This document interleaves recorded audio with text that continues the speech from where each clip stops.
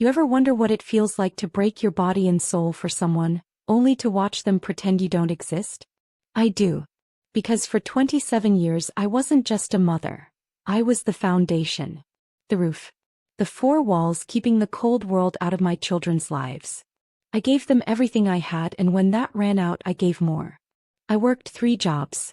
I skipped meals. I went without sleep, heat, and dignity, just to make sure my children never felt the shame I grew up with.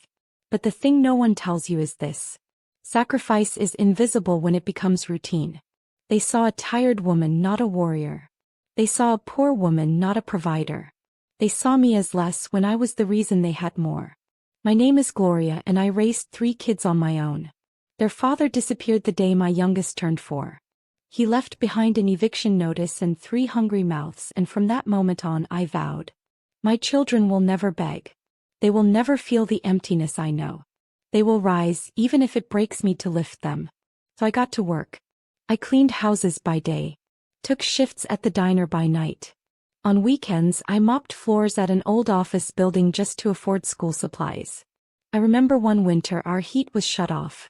I made a game out of cuddling under all the blankets, pretending we were camping. They laughed. I cried quietly into my coat at night. But they never went to school dirty. Never went without lunch. I made sure of that. I remember sewing my daughter's prom dress from thrift store fabric because she was too embarrassed to tell her friends we couldn't afford a real one. She looked like a queen. I stood in the hallway watching her twirl, feeling more pride than any paycheck ever gave me. And when the day came that each of them walked across the stage, diploma in hand, I was there, crying in the back row, heart full, thinking, it was all worth it. I thought they'd come back. I thought they'd remember.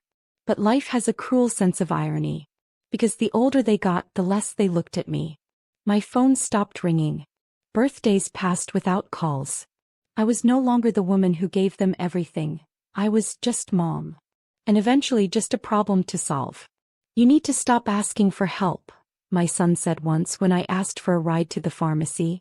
You should move into assisted living, my eldest daughter added, her tone casual. It's too much for us. Too much. I was too much. The same woman who gave them everything was suddenly too much to be loved.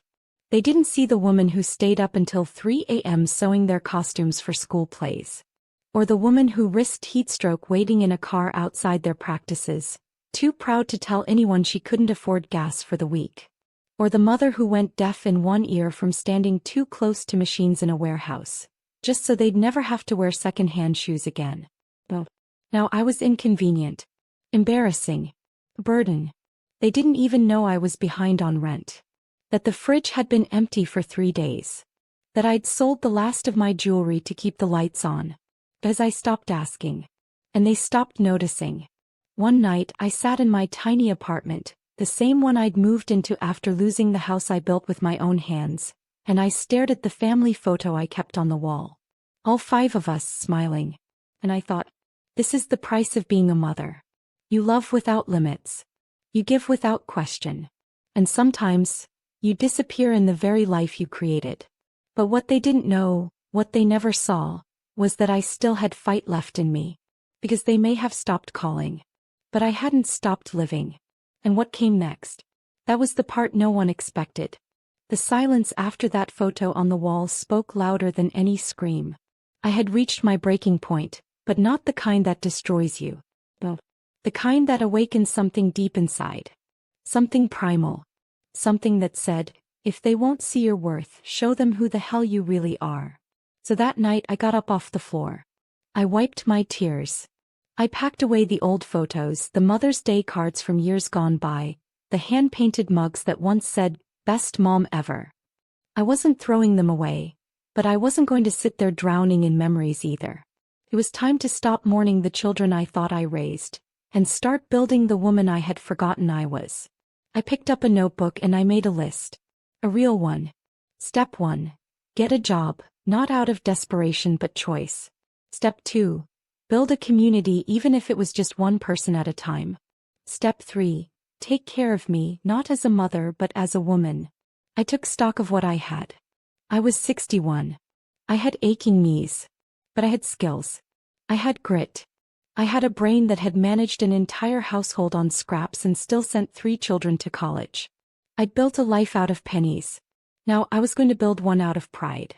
The next week I walked into a small bakery downtown and asked if they were hiring. The owner, a woman named Maya, smiled and said, "We're always looking for people who actually show up." That was my first win. It wasn't glamorous, but it was mine. And for the first time in years I felt seen. I started at the register. Then she let me experiment with some of the baking. When I told her about the pies I used to make for my kids, she handed me an apron and said, "Show me." And I did. 3 months in, she named a pie after me. Gloria's Southern Apple. It became their bestseller. It wasn't about the pie, though. It was that for the first time in decades, my name stood for something besides just mom. I made friends. Real ones. Not parents at PTA meetings. Not people who pitied me. People who valued me for my stories, my resilience, my fire. I was invited out to dinners, open mic nights, even a book club. I said yes to everything. And you know what happened? I laughed. I laughed like deep belly, can't catch my breath kind of laughing. I hadn't done that in years. It was while laughing over coffee one afternoon that I realized I hadn't thought about my kids in days. Not out of bitterness, but because I wasn't holding my breath for them anymore. They'd made their choice. They'd forgotten me. They'd labeled me a burden. Fine. But I was no longer going to let their absence define my existence. Then karma did what karma does best. It showed up right on time. It started with a phone call from my daughter. The same daughter who once told me I needed to find somewhere else to grow old. Now she was sobbing into the phone because her husband had left her and taken the house. Then came my son, laid off, spiraling in debt, asking if I could co-sign a loan. And finally the youngest, my sweet boy, who now called asking if I could move in with him to help care for his newborn. The same boy who hadn't visited in 3 years. I said no. Not because I wanted to hurt them, but because I finally knew my worth. I told them I was busy. Busy living. Busy working. Busy being Gloria. And the best part? I meant it. The first time I said no to my children, I expected the world to collapse. After all, my entire identity had been built on saying yes. Yes, I'll stay up all night sewing your prom dress. Yes, I'll sell my wedding ring to pay your tuition deposit. Yes, I'll skip meals so you can have enough. But that version of me was gone. So when my daughter called again 2 days later, this time with a bit more venom in her voice, I didn't flinch. "Wow," she snapped. "You've really changed, Mom. You used to be dependable." "No, sweetheart," I said, my voice calm like still water. "I used to be invisible. Now I've just decided to exist." She hung up. And that was the moment I knew they were watching. Not out of love. Not out of care. But out of confusion. They couldn't understand how the woman they'd discarded had managed to glow without their approval. They had written me off. They'd buried me in the cemetery of used-up mothers. But somehow I had climbed out of the grave, and was dancing in the sun. At the bakery, Maya offered me a part-time managerial role. I almost said no, out of habit. That lingering voice that said, "You're not good enough." But then I remembered, that voice wasn't mine. It was theirs. I said yes. With the raise, I started saving for a dream I'd buried years ago. My own catering business. Not huge, just intimate. Specializing in old Southern comfort foods, made with heart and history. I called it Mama G's Comfort Kitchen. Within 6 months, we were getting calls from local weddings, birthday parties, book club luncheons. People couldn't get enough of the candied yams and cornbread. And guess what? My story, the story of the mother they forgot, started making rounds in town. One of the local bloggers wrote about me, calling me the woman who baked her way back to herself. I printed that article, framed it, hung it in the hallway of my small 2-bedroom rental that smelled like cinnamon and dignity. Then one afternoon I got a knock at my door. It was my youngest. Baby-faced, nervous, holding a bundle of pink in his arms, his newborn daughter. "Mom," he said, his voice cracking, "can I come in?" I let him in. Of course I did. I'm a mother. That doesn't turn off. But as he stood in my tiny kitchen watching me stir peach filling into a bubbling pot, he looked different. Did you really start all this? He asked. On your own. I nodded. His eyes welled up. I didn't think you'd make it without us.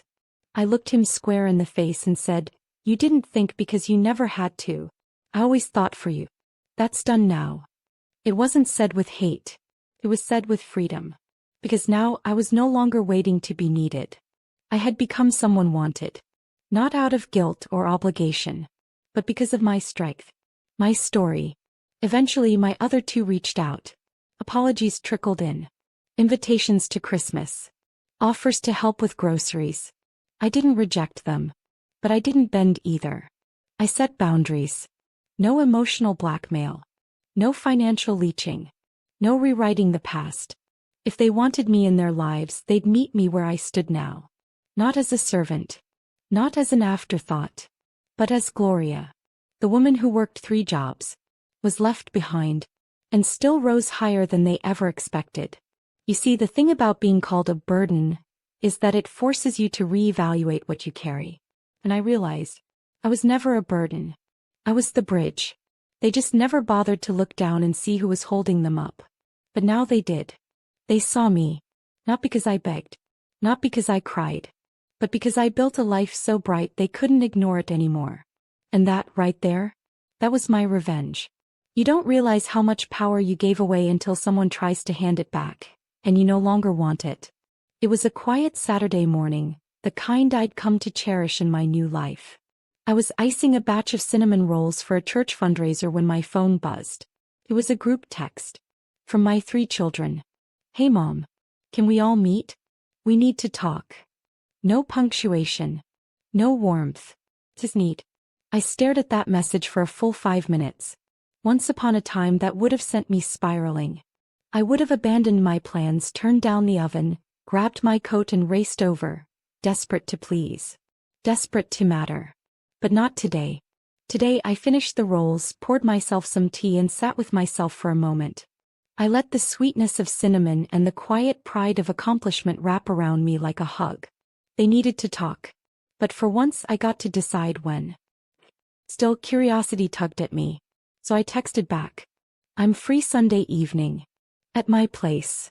They showed up like a storm. All 3 of them. My daughter in her designer heels, arms crossed like armor. My eldest son, jaw clenched, wearing that same stubborn face from his teenage years. And my youngest, eyes flicking around the room like he was afraid to make eye contact. Mom, my daughter started, barely able to contain herself. We've been thinking, and we realize we might have gone too far. Might have? I almost laughed. We miss you, she added, softer this time. The holidays weren't the same without you. The kids ask about you. My eldest spoke next. And we know we said some things. Harsh things. But we were stressed. Life's been hard and we didn't mean to push you away. Then my youngest, eyes finally finding mine. We thought you'd always be there. We didn't realize how much you were doing. Until you stopped doing it. It was everything I used to dream of hearing. Regret. Acknowledgement. The ache of absence. But something inside me had shifted. This moment wasn't about vindication. It wasn't about revenge or I told you so. It was about clarity. I leaned forward, meeting each of their eyes. I didn't stop loving you, I said gently. I stopped abandoning myself for you. There's a difference. They were quiet. Do I forgive you? I continued. Yes.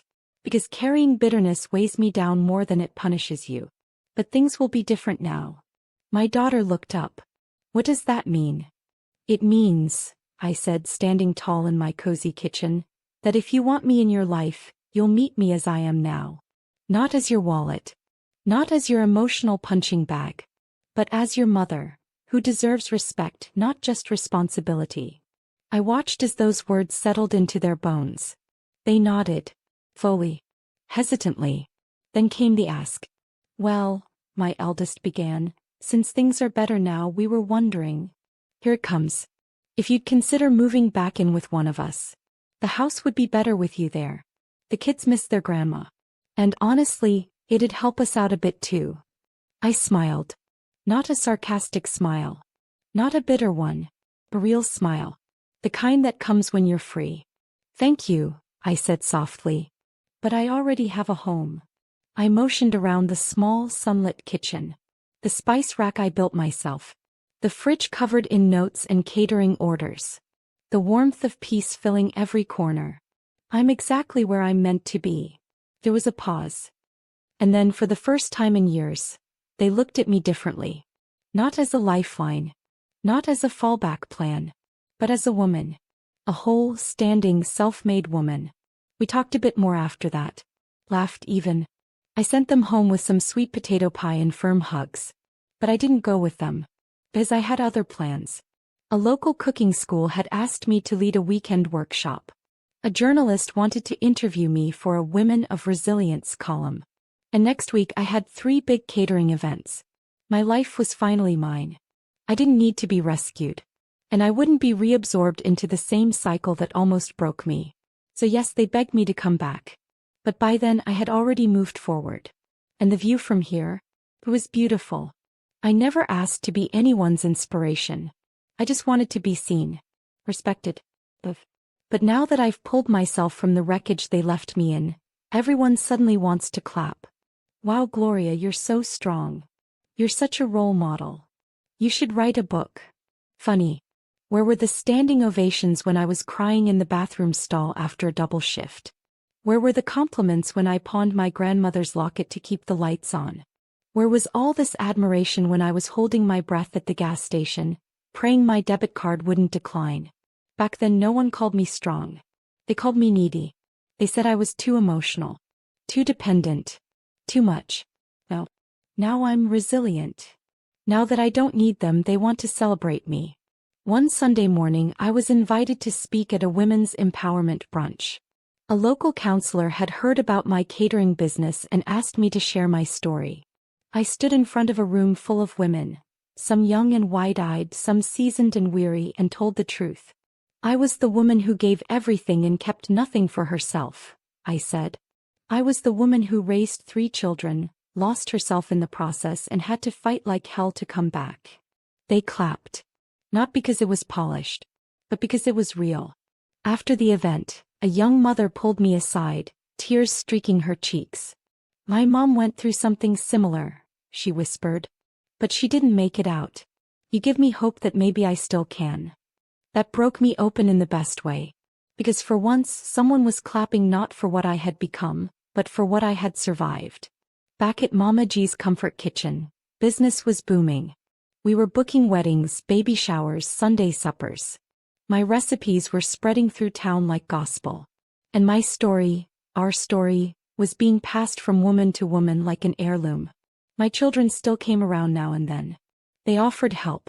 They showed up on time. They even tried, awkwardly, to reconnect. And I accepted that. But on my terms. No guilt. No rewriting history. No pretending things didn't happen the way they did. Because I didn't need them to call me a queen, now that the crown was sparkling. I needed them to remember the woman who ruled in silence, with cracked hands and an empty stomach. And I needed them to understand something they never had. I didn't do this for applause. I did it so I wouldn't disappear. So the next time someone calls me an inspiration, I smile. Not because it flatters me, but because I am inspiring. Not for how I shine now, but for how I never stopped glowing even when no one was watching. And that's the kind of power no one can take from me ever again. They thought motherhood was unconditional. That I would always be there. Always forgive. Always sacrifice. And for years I did. I loved them past the point of exhaustion. I bent until I splintered. I gave until there was nothing left to give, and still they wanted more. But here's the truth no one tells you.